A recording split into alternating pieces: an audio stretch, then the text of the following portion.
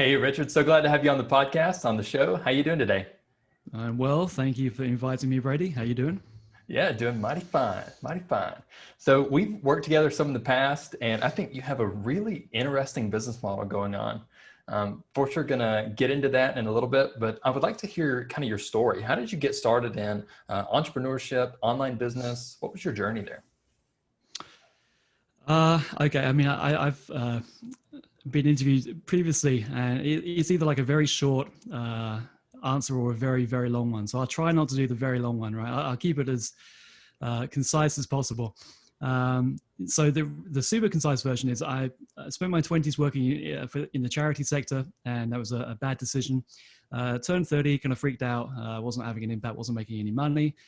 Set up a company, quit my job, and didn't know what I was doing, but knew that people were making money on the internet. I lived with a web developer at the time, and he was making good money. And I just thought, okay, I need to figure something out. He was doing WordPress sites.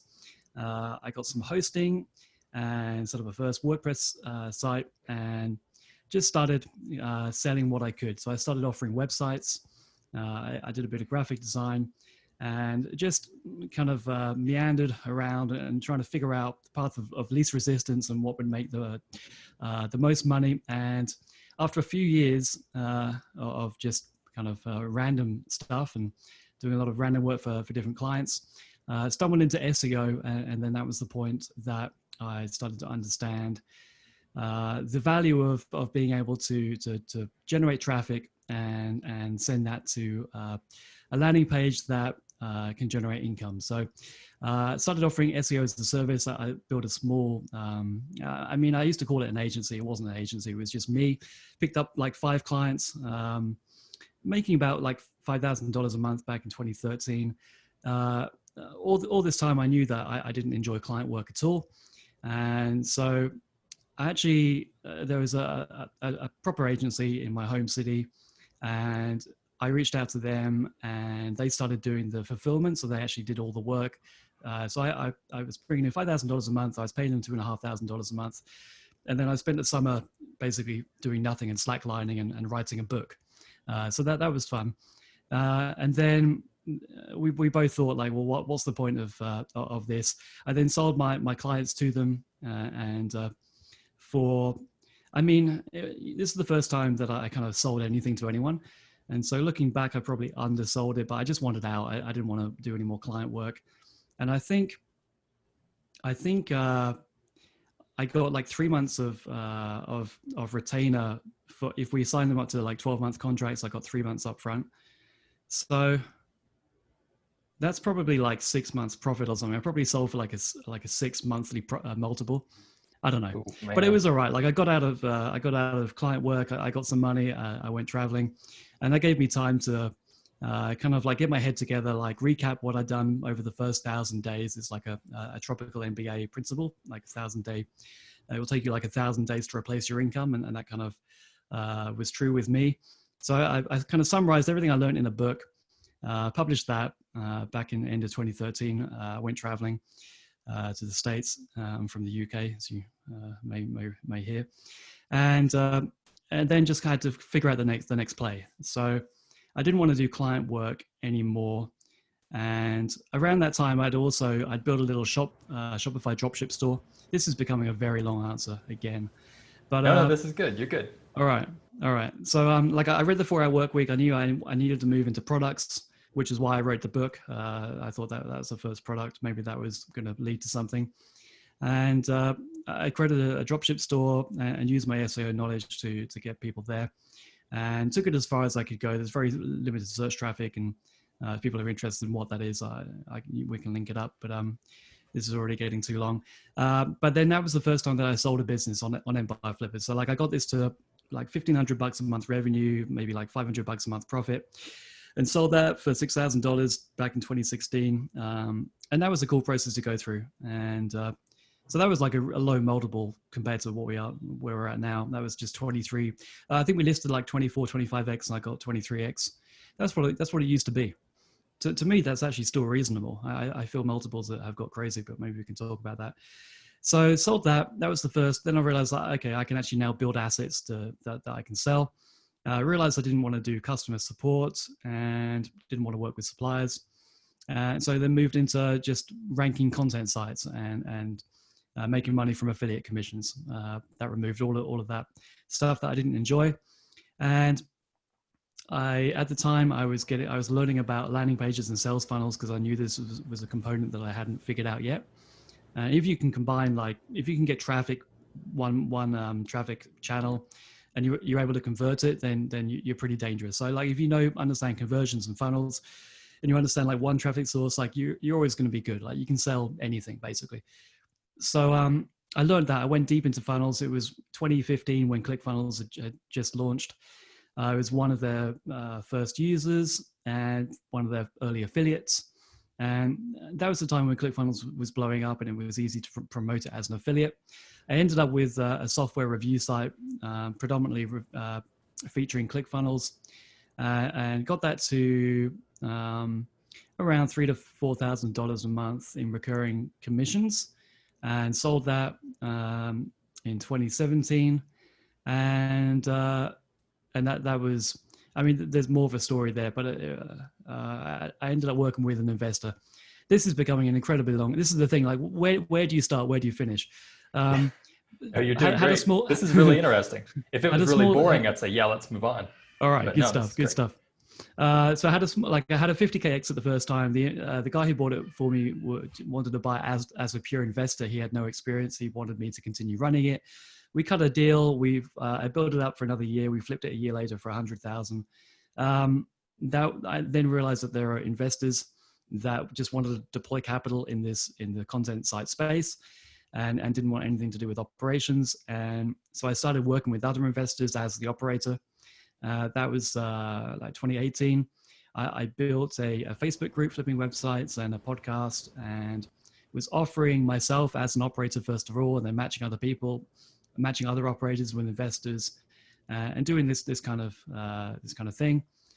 Sold the business in 2019 last year to alpha investors, and I've now moved into being an investor myself. I don't want to do operations anymore, and there's some really interesting things about to launch that's going to make that a lot easier.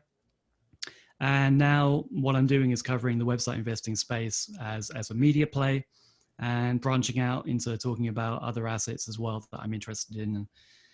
So that's the entrepreneur moving into investor story. And yeah, that's it. Yeah, and I know we will get more into that. So you've really got your hand in a lot of pots. You did quite a few things getting started. Did you ever have this was 10 years. That? Yeah. Did you ever have any mentors who guided you, or did you just figure it out yourself? No, that would have helped. I would have got here sooner, I think. But yeah, I've tried a lot of different business models, and I think that's a good experience. But no mentors, just a lot of podcasts, which I think is similar. Who did you consume a lot of? Yeah, back in the day, and still, pretty regularly, Tropical MBA. Back in the day when it was called the Lifestyle Business Podcast, I never missed an episode. And Empire Flippers was one of the early ones, and they were the main two. But over the years, I've listened to everything that people have put out, and so right now I'm actually doing very few things and consuming very little other people's content. So. But I've consumed everything. I've tried everything, and you just my path was working out what was working, what wasn't. And I think if you just stick at something long enough, you can figure it out. Yeah. Yeah. So, and your journey went something like kind of agency work to SEO and more of an affiliate play to operator, and now to investor. And I know you've got your email list and media play you were talking about. Is that right? Mm-hmm. Yeah, that's right. Yeah. So the only thing I want to do now is the only business model that I want to do is the subscription business model. So monthly recurring revenue, offering a some kind of value where people have to subscribe, and building that up, and then investing in websites through new setups that are coming. Funds are starting to launch, and there's going to be much easier ways of people to allocate money into content sites as an asset class without having to manage them. And so I'm excited about that because that gets me out of operations and other assets. So I've been enjoying learning about domain investing. I've been getting into buying and selling domains, and startups is something that I've always been interested in. Haven't had the capital previously to do it, consider it seriously, but looking at a range of different asset classes now, and so it's kind of like 10 years of I think I'm always going to start stuff. I think I'm good at being the entrepreneur that starts projects. I'm definitely not good at managing and scaling. It's not what I prefer to do. I'm very good at starting and then handing it over to someone else or selling. And I think I'll always do that. I get very interested and passionate about many things to the point. I mean, a recent one is coffee. I've been really getting into specialty coffee over the last couple of months, and every day I'm learning as much as I can, and ordering as much coffee from different places and learning the business. And I'm going to do some kind of coffee subscription business at some point this year, and then I'll sell that, or I'll partner with someone and just. So yeah, I like to make money. I love business. I like starting stuff, but I don't like the management of it. So I want to make money in business and then put it into passive, investments that generate income that I don't need to manage. Yeah. So it sounds like you're kind of an idea guy. Like you're really good at starting something new, but then it also sounds to me like you're really good at like focusing on one thing and growing that one thing. I think I am now. Yeah. I mean, I'm certainly not doing anything else right now other than the only thing I'm actively working on right now is the publication over at Substack. So I am good at focusing now. I mean, yeah, previously I was doing way too many things. And so I'm going to take this publication, a newsletter and a podcast as far as it can go. And then I'll look to add other components to it. And so I've got people who are now doing the bulk of the work without me. So a newsletter coming out pretty much now. It's Monday, and the first time I haven't written a single word, which is great. And but obviously I'm overseeing. I'm still the editor, I guess. I'm still the one publishing. But that's nice. Like I've got SOPs, and obviously you've helped me with that. You were the person that started me on that journey. So yeah, thanks for helping with that for sure. Anytime. And then, so the main value proposition with the paid subscription part of this is a weekly curated deals email that looks for all the best deals across the marketplaces and vets them, and then lets people know where we see upside and then what risks there would be if you were to buy the asset.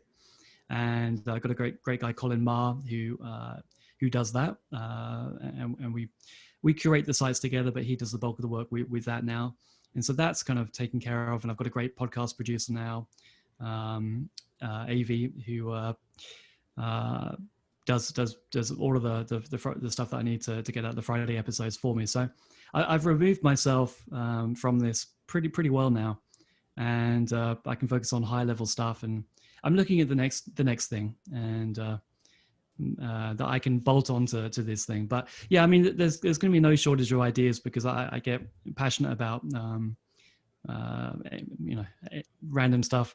I'm currently getting into golf. Maybe I'll do some kind of golf thing at some point in the future. Who knows? But yeah, there's no shortage of ideas. But yeah, I'm definitely not. Previously, I probably would have already like spun up a Shopify store or whatever. So I'm a lot more disciplined now. I know I need to focus. Whatever I do, it needs to be the best. So, with the coffee stuff, I'm saying who is the biggest player in the UK market. I'm doing it in the UK, and how can I do it better than them? I'm not going to go into something if I can't be the best. So yeah, a lot more discipline now. But yeah, I mean, the coffee play is just a funnel play, and I feel like I can do funnels better than anyone. So I feel like I'm going to win. But it's just like, is that the best use of my time? So, but yeah. A lot more free time than I used to have. That's been freed up now. So that's yeah, great. I feel I'm in a good spot. Yeah. That's awesome. So let's talk about your current main focus, what's taking, well, it was taking most of your time. Now you're kind of freed from it, your email list. And you were really the first player in the like SEO news, online business news email list. So where did you get this idea from? Yeah, in our world anyway. And I kind of think that situation was kind of crazy, that no one was doing it. So, but now a lot of people are. I don't know whether you've seen. Yeah. It's pretty There's funny. so the one that comes to my mind right off is Niche Pursuits right now is trying to do a very similar business model. Oh, really? And I know Has that launched already? It's in the works. Yeah. Okay, interesting. So, I mean, there's been a lot of people who have launched on Substack since I did. I'm always very open at sharing what I'm doing and what is working, and I kind of felt like I needed to stop doing that because a lot of people were competing with it. So, but yeah. So, first one I mean, Substack is a relatively new platform, but it's been around for a couple of years, at least, or maybe like 18 months. Go ahead and explain what Substack is, if anyone doesn't know. Yeah, so I mean, it's a newsletter platform, and it's a publishing platform, and it's a way that you don't need a website, and it's a way for your newsletters to be published on the web at the same time as getting in people's inboxes, and it's a way that your content becomes evergreen. And previously, people were sending emails, and then they're dead. I mean, like they're lost. So it's a way to very easily publish and email people and build an audience. And then the real clever part, any platform can do that, but the real clever part is the fact that you can lock down certain content, and people have to pay to subscribe to access it. So your entire email list and your entire free content becomes a funnel into the paid content. And that's a genius. And yeah, really, it works very well. But yeah, no one was doing this previously. I don't know why I started getting into it. I think like Morning Brew newsletter was the first one that I saw this being done professionally. I mean, I knew of people doing this for a long time. I followed Jason Calacanis, who's an angel investor. He would consider himself to be the best angel investor, and that's probably hard to disagree with. So he's had the publication This Week in Startups on YouTube for over a decade now, and always liked what he's done. And his main business is inside.com, which is a platform for newsletters. And so his business model is sponsorship. And so I knew that people had sponsorship as a model, and I never considered that could work for me. And in fact, I had a sponsorship after I actually had the paid part. I launched with the paid version first. And so I did the paid version for 4 or 5 months and built up a decent base of subscribers, maybe 60, 70 paid subscribers at the point. And then I launched a free version. I mean, what I should have done is years ago, done the free version.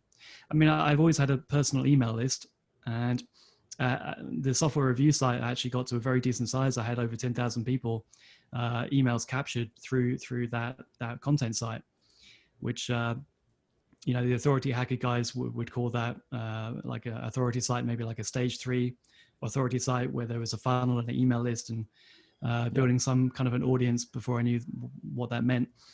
And so I should have done this years ago, and then I would have had a much bigger email list. And then I could have launched a paid part to that, and a certain percentage would convert into paid subscribers because they would have valued the free content that I put out. But, for years I've been emailing people sporadically, and then those emails are lost and no one comes back to them. And whereas, so if I would have had a free list over the years and then launched a paid part to it, that paid aspect would be much bigger than it is now. So I kind of did it the other way around. But yeah, where I got the idea for the free part, I think just seeing Morning Brew and then subscribing to the Hustle newsletter, and then other ones, it just a light bulb went off, and I just thought this is exactly what I need to do, and do this before other people realize that this is a real opportunity. And then I was able to add sponsorship, and that's been going well. And you can add affiliate links as well if you choose. So it's but the whole focus is subscription. I mean, if I didn't have paid subscribers, I probably wouldn't be as interested. So that's the focus. But yeah, people are now realizing that this is a business model. You can email people every day or every week and create the news or give your own insight on it and build an audience and monetize in lots of different ways, including paid subscription. Paid subscription is harder to crack. But yeah, I found a good fit with that, and it's that's going well. So yeah. Let's talk about that. So what's the value that you provide both to your free and to your paid subscribers right now?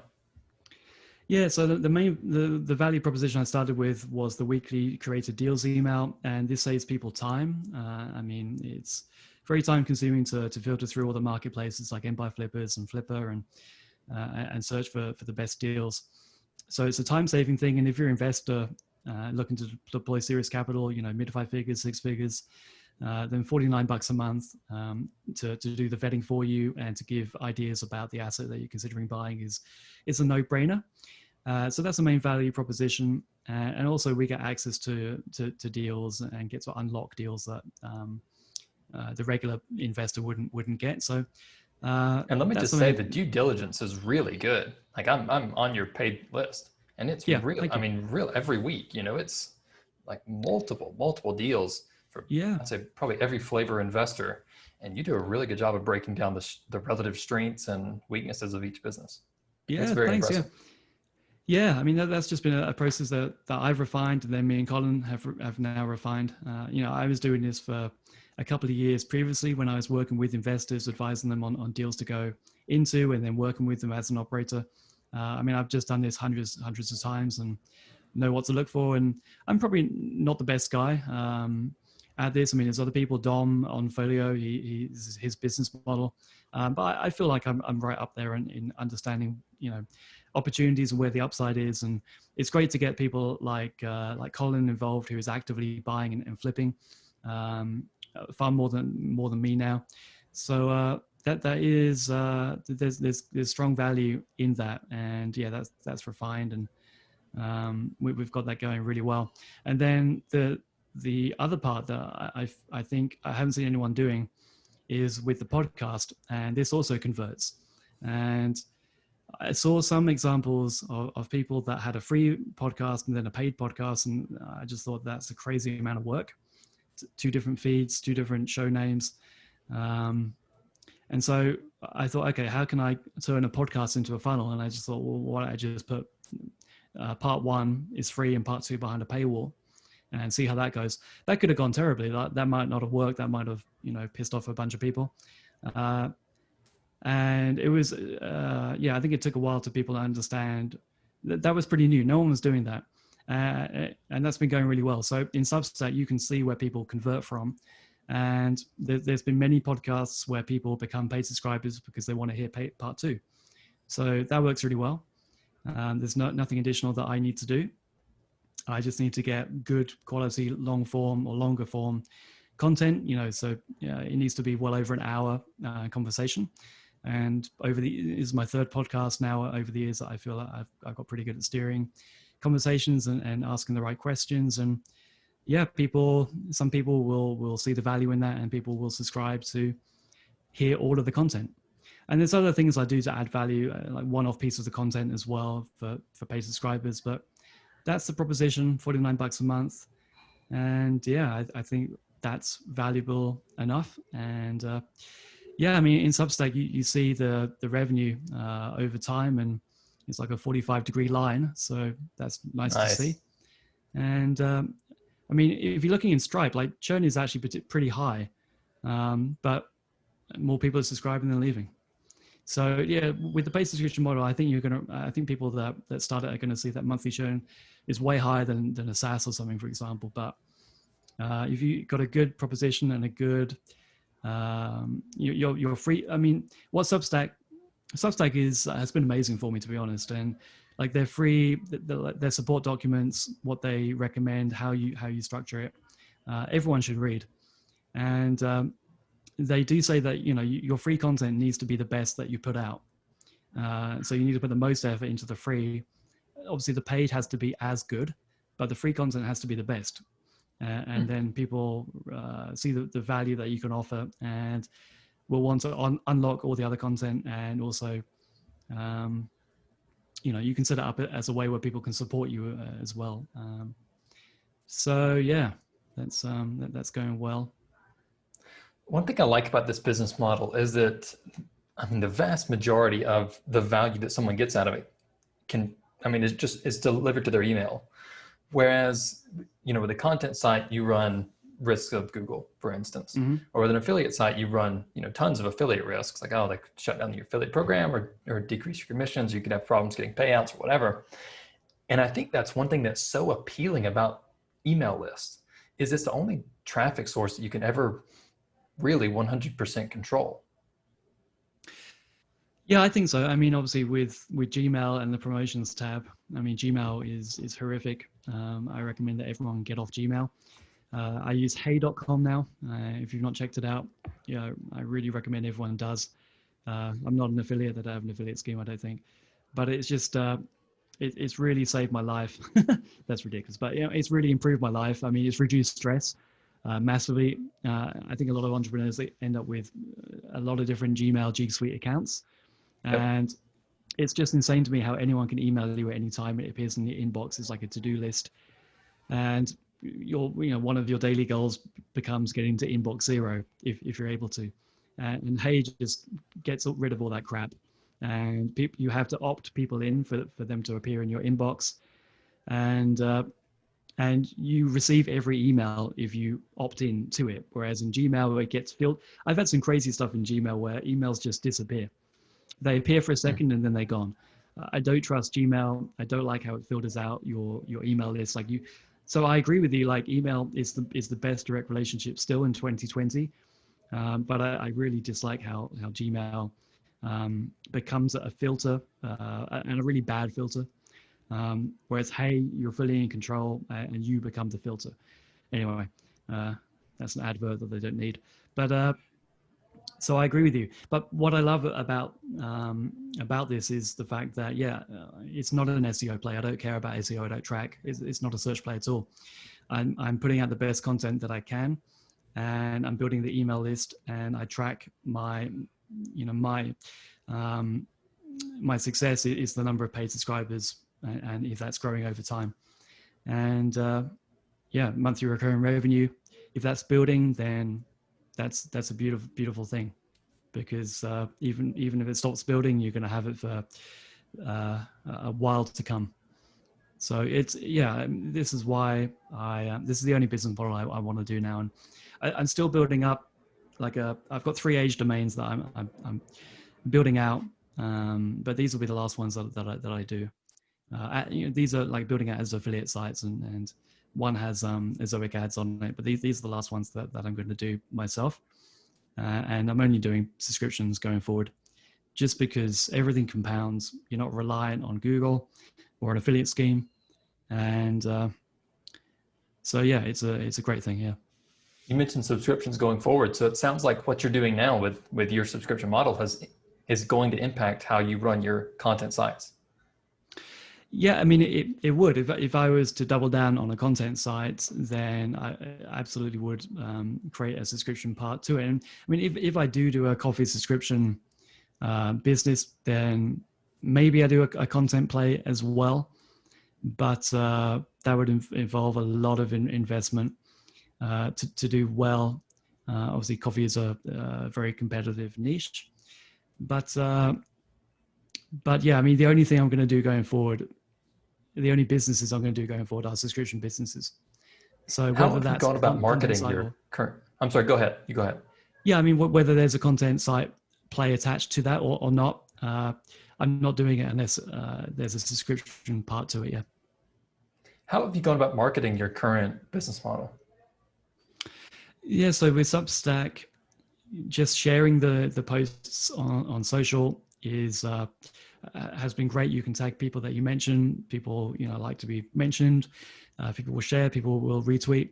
So I mean, if you put out content, if you put out really good content, it gets picked up. People want to share it. So like Spencer picked up one of the Monday newsletters that I did, he promoted it in his Facebook group.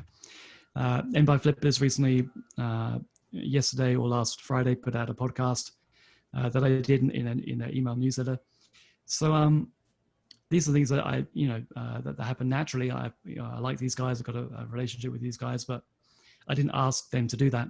So just naturally, I haven't really, I put very little ad spend behind this. Other than going on other people's podcasts, nothing has happened. And now that I've removed myself from most of the delivery, I am going to start, thinking about how I can speed that up and increase the email list and really drive growth. And part of that will be paid acquisition or sponsorship or something. But up to now, 95% just organic, yeah.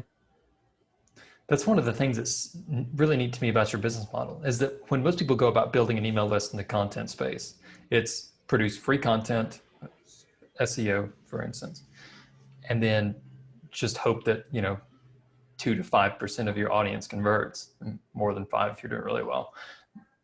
But pretty much just like get as many eyeballs as you can and hope they convert if they're from Google. But I think having your own product, having this paid subscription really opens so many avenues. And since the email is the content itself, I think it's so much easier to excel. Like if you write a really great article that's SEO geared from day one, like really what are the odds that someone's going to like mention that in their email list and share it on social? Like not that high. But when you write like someone signs up just to get an email from you, and the email from you is 100% of your effort, like it's really high quality, like your Monday emails are, then I think it makes so much more sense to like, hey, share that and get other people signed up for free. I think your marketing channels are just, not unlimited, but there's a ton of them when you own the product and when email is the product. Yeah, I had, when you just said that I had a product, I just that caught me by surprise. It is a product. I don't see it as like a separate product, but of course, everything that I'm doing is the product, which is why it works so well. So yeah, I've always personally disliked courses because most people put out the same content within a paid course for free, or a mini course for free, or a blog post. A lot of people's courses, I think you can find a good chunk for free as previous blog posts over the years. And so there's nothing, I never liked that separation. Yeah, I didn't want to go down that path. And so yeah, everything I put out is the product, or is the funnel.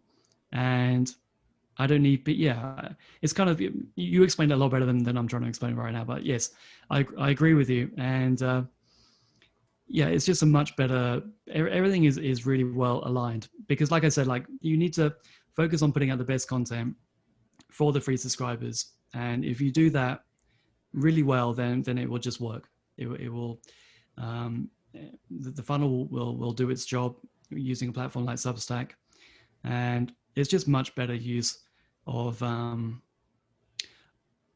your time. Like SEO can scale, obviously. Like you can stat blog posts, you can get to page one, you can scale your search traffic, but then you're relying on that. And if you get hit by a Google update, then all that hard work that you've done, you may not get back. Whereas, yeah, if you focus on growing your email list and your paid subscribers, then that's something that cannot disappear, like you said. So yeah, I just think it's a much better model for me now. But like I've made money from, and I've learned everything I've learned from content sites. So that's been my path. But for me going forward, I don't want to be reliant on Google anymore. I don't want to have that stress. And yeah, going forward, I just think this is a much better business model. But you need to develop your own voice, and you need to develop your own insight, and that takes a while to get. So whilst anyone can and probably should, start an email list or a publication about whatever they're passionate in, it's only kind of, I've had the moderate success that I've had because I've put out a lot of content over the years myself, and people recognize my name or my content, and I've learned and made so many mistakes, like over that 10-year journey, that I feel that, you know, what I have to say is, you know, could at least be seen as valuable. So, yeah, I kind of got a head start from everything that I've done over the years. But for me now, yeah, it's by far the best business model that I can focus on. Yeah. Yeah, and this is one thing I recommend to all content site owners right now is that you should probably start an email list. Like, I think it's just the most underrated, overpowered tactic, because that's the traffic source you control. And when you can get people in your ecosystem, control your relationship with them, stay in their inbox or stay in front of them at the front of their mind, that's power in business. Yeah, I agree. I agree. Yeah, I mean, everyone that has built a content asset that, you know, is bringing in decent traffic from organic search, that is something that is in an area that they're personally interested in, because you can, I mean, you can build an email list, you can create like a 365-day autoresponder of linking to a different blog post every day, and people do that and they kind of work. But you're not gonna develop a passionate audience that way, or you're not going to be able to build an offering that people will pay to subscribe to, like an ongoing offering, whether that's a newsletter or a paid community or anything like that. You need to be the person behind it. So if it's an anonymous site, this probably isn't for you. Yes, you should build an email list because you can retarget it. You can email them affiliate offers if it's not Amazon. You can do a lot with it. But if you have your face on your content site, you're passionate about it, then that's when email is, you know, the most powerful for you, because that's how you can build an audience. I don't think you can build an audience if you're anonymous. So yeah, if you're building like an authority site, you're passionate about it, you actually have your name and your face on it, it's not some Google persona, then yeah, email probably should be the single thing that you're focused on. Because anytime Google update can come, it can take your search traffic away. And if you haven't already captured those people, they're gone, or they're not coming back, or new people aren't coming. So yeah. Yeah. So starting to close up, I know you're on a kind of a time restraint. So what does your future business look like? Where do you see yourself in 5 or 10 years? What's your end goal? Yeah, so I'm still trying to achieve a capital goal. And so everything I do now currently in terms of business, you know, with business, subscription is the best business model. It can scale. I can generate good income. I can exit these assets. That's all great. And then the money that I'm making from business, I'm investing in high growth opportunities. So I want to invest in you know, the next generation, I guess, of website operators and SEOs, and get some of the upside that they're generating. I want to put money with them. I'm getting into domaining. I'm buying domains, because all of these things have asymmetric upside. So, you know, everything I'm doing with domains, like I'm trying to get at least 10x. With website investing, if I'm putting money behind an operator, I'd be happy with you know, a much lower return. But in terms of investing, I'm going for growth. I'm still trying to achieve a capital goal that's going to carry on for the next few years. And then when I achieve that goal, then I'm going to, you know, put my capital, diversify it very well, and then it will just be for yield. It will be getting to a point where I can live from the income from these investments. I don't need to go for growth. I don't need to take as much risk. But yeah, right now I'm focused on, well, the beautiful thing about domain investing is if you buy well, there's hardly any risk. That's why it's getting a lot of my focus right now. There's very little downside if you buy well, and there's only upside if you can sell it for 10x, 100x. People have case studies are selling for like 1,000x to an end user. You know, you pick up a domain for $100, that's actually possible that an end user could buy it. So yeah, in terms of investing, high growth opportunities, whether that's website investing, domain investing, crypto, anything that has very high upside. And then, yeah, when I achieve the capital goal that I need, I then go into more traditional stuff, property, a lot more boring stuff. But yeah, carry on scaling what I'm doing. I'm enjoying what I'm doing, and the publication is becoming, it's starting to become wider than just website investing, as my focus widens as well. And so, yeah, I mean, this is what I'm going to be doing for the next 3 years. I mean, I think this is what I'm going to be doing for decades to come. I can't see anything different now as I start to make the transition from, full-time entrepreneurship to investing. And yeah, I mean, investing is, I think, well, who knows, but it's a lot of fun. I think I'll always want to start stuff, but I mean, investing is, for me right now, like learning about it and starting to put capital into play is just as much fun without any of the stress of having to operate and run assets. And so, yeah, I mean, the next 3, 5, 10 years, it's just going to be what I'm doing right now. Just hopefully build more wealth, and yeah, no different. This is my next 10 years. Yeah. Great. And then some rapid fire questions to close us out. So, Richard, what's one tool you cannot live without? I mean, right now, I mentioned it, hey.com. It's like I was in email for hours every day. Now, literally 15 minutes a day to reply to emails. Yeah, it's amazing. It's hey.com? Yeah, hey.com, yeah. Signing up after this. Yeah, I have like 5 different G Suite Gmail accounts filtered into it. And I've just filtered out, 99% of people, they can't contact me. So my inbox, which Hey calls inbox, I mean, I get no more than like 10, 15 emails a day. That's it. Oh, beautiful. Man. Everything else I don't see. So yeah. That's awesome.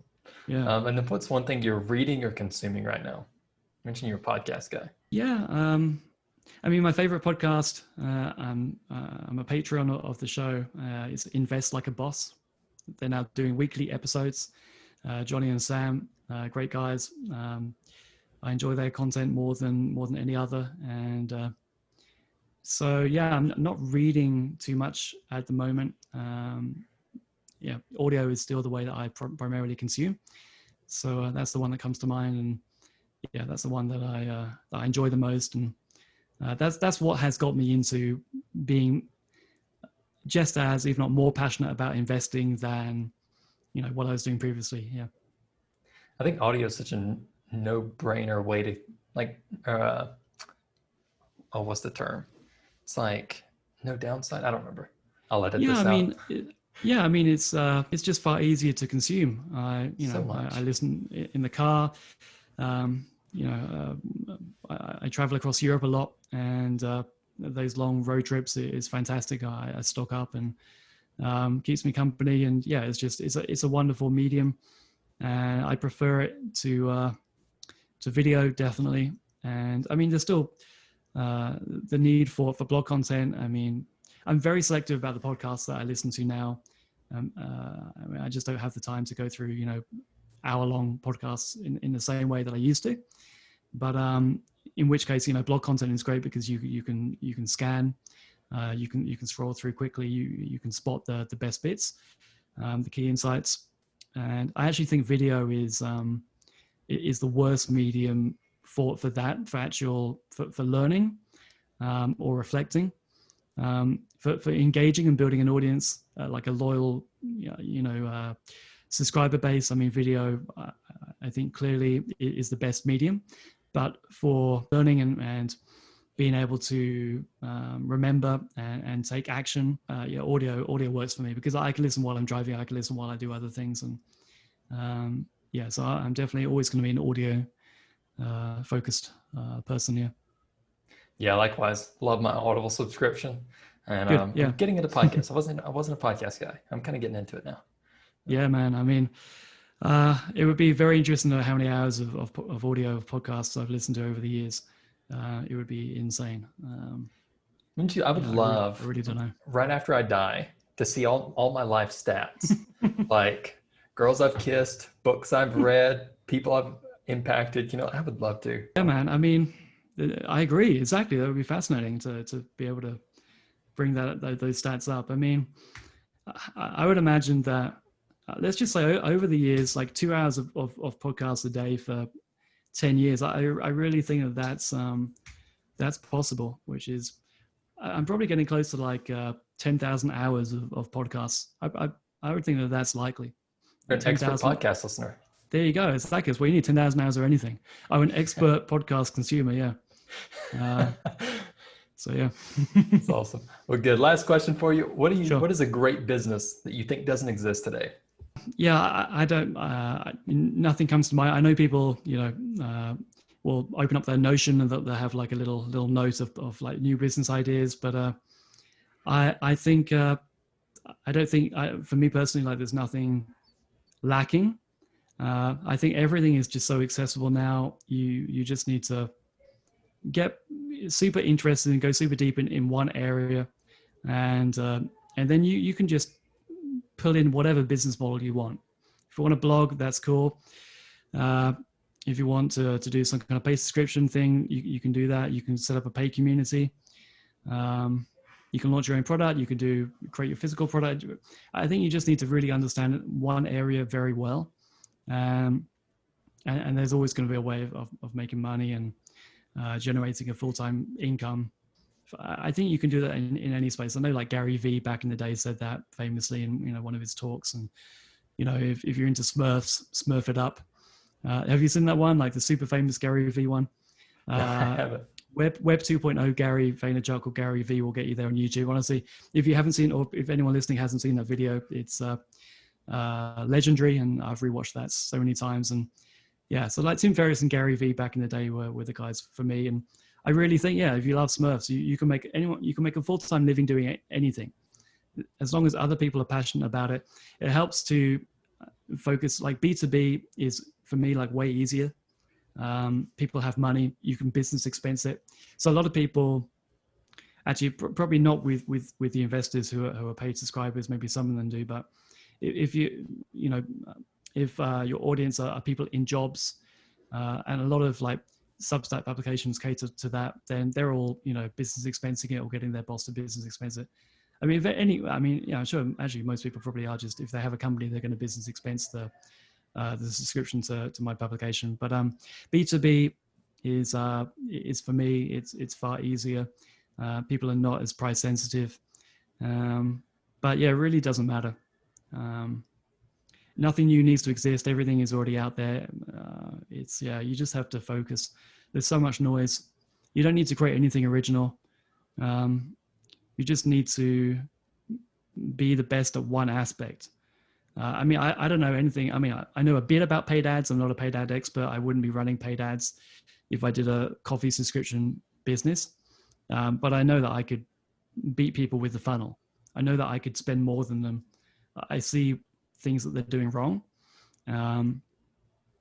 So I could do that in any business. If you're an expert in one thing, you can apply it to any business. So you may as well pick something that you're interested in. I think that would be my parting words. Yeah. Excellent closing advice. Well, Richard, thanks so much for hopping on the podcast and show. And if anyone wants to connect with you, get on your email list, which I 100% recommend. I'm not an affiliate, like never an affiliate, but I don't have them anymore. This is awesome. Yeah. I've moved away from affiliate. I don't see it as genuine. If you're truly recommending other people's products, especially if you're recommending like deals on other people's marketplaces, I think it's best not to use an affiliate link. So no affiliates with me anymore. The only place is investing.substack.com. That's my focus. Like I don't blog on my personal site anymore. The only thing I'm doing is investing.substack.com. So awesome. And there's a link to that in the description. So if someone wants to hop on, just scroll down, click the description button, and you can sign up there. Richard, thanks so much for hopping on. Really enjoyed it. Thanks, Brady. Appreciate it. Thanks, buddy. All right.